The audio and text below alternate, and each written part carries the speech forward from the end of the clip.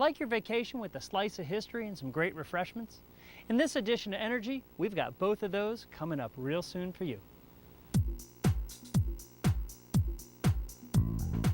I just can't tell you how much I enjoyed my day there and how impressed I was. I think the fellowship, companionship, just the togetherness of getting to know people that, in our case, people that we didn't never know before. And gradually, as you go on more trips, you become friendlier and you see also different people. It's a nice thing to do someplace different because you always go to the same place. Like we were always going, Chateau Marissette is right here, but they have the same thing over there. It's a nice way to spend the day. It was interesting to see the grapes growing because I hadn't really examined that before. I've been around, you know, cherry trees and all the trees and stuff, but the way they grow, you know, on the vines and all was interesting. And I inspected them. I looked for the little grapes, you know, the tiny ones, and I found them.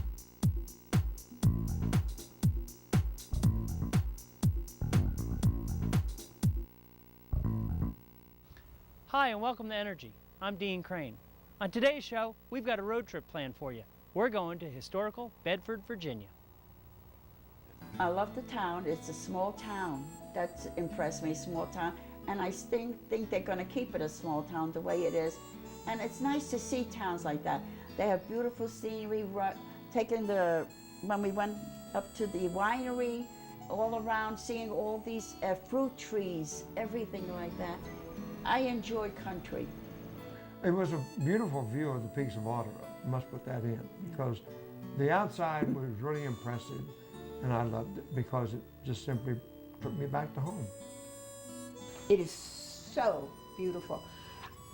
And I'm a Virginian by choice, and I don't know whether people who have lived here all of their lives realize what a beautiful part of the country we live in. I don't think there's any place that there may be places as nice as, but I don't think there's very many places nicer. It's just the natural beauty that you can turn 360 degrees and see green trees and hills and mountains and groves and orchards, and it's just so beautiful.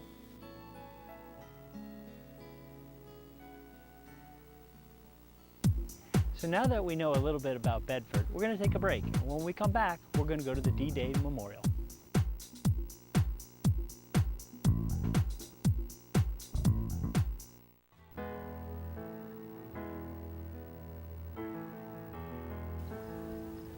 The National D-Day Memorial is a tribute to all the courage and sacrifice the soldiers made on that day.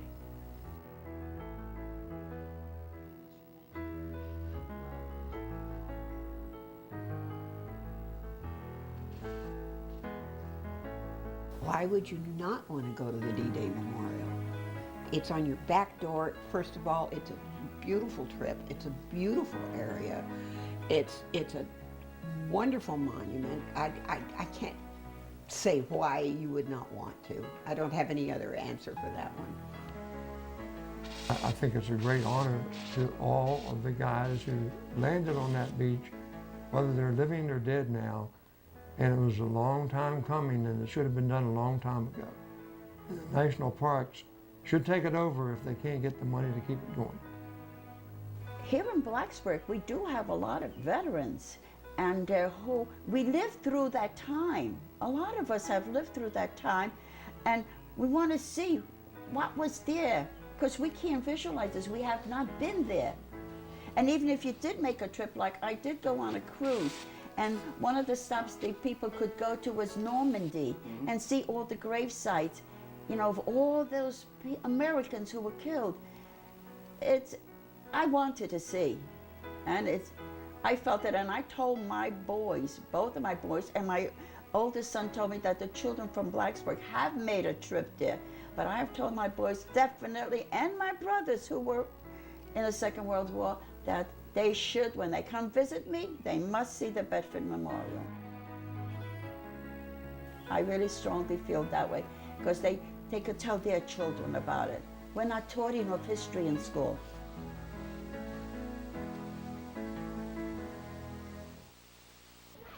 Although Bedford's a little out of the way, over 85,000 people visit here annually.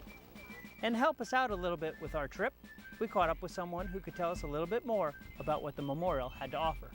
My name is April Messier. I'm the Director of Education here at the National D-Day Memorial. I have been here for almost 10 years now. So Wow. I was here when they were still pushing some dirt around the site and Great. getting everything ready for the grand opening, Wow. which was June 6, 2001. And we had the President of the United States here at the time, Wow. President George Bush. 24,000 people here that day. It was something I'll never forget. Yeah. And it just still remains a very meaningful place. Every day I'm always amazed at the number of veterans I get to meet from all over the world. Could imagine. Now it's in Bedford, and why Bedford? Well, Bedford has a very solemn reason for the memorial being here. Congress decided that this was a very emblematic place because Bedford lost the most men per capita than any other community in our country. So Company A of the 116th Infantry Regiment of the 29th Division was a National Guard unit, and it was made up of quite a few of the boys from Bedford. And they would go in on the first wave on D-Day. That was the only National Guard unit to go in on the first wave. Wow. And out of the 35 Bedford boys who served in that regiment, 19 of them were killed on D-Day. And you can imagine it was a traumatic loss for this tiny community of about 3,200 people in 1944. Wow. And so when those telegrams started coming across the wire here in this community, one after another, after another, after another, it was quite traumatic. Wow. Something this community has never gotten over.